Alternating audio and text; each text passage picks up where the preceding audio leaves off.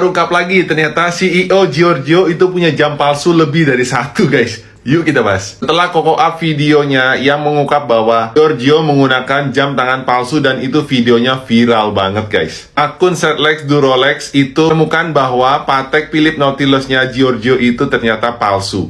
Tapi ternyata nggak sampai di situ saja. Akun yang sama dari akun Setlex Durolex juga menemukan bahwa jam tangan AP Royal Oak Skeleton yang dipakai oleh Giorgio, yang dalamnya warna rose gold yang ini, ternyata itu pun kemungkinan besar juga adalah jam palsu, guys. Dari akun tersebut juga menunjukkan ada kejanggalan dari geometri bentuk jam tangannya jika dibandingkan dengan yang asli. Kalian bisa lihat gambarnya di sini.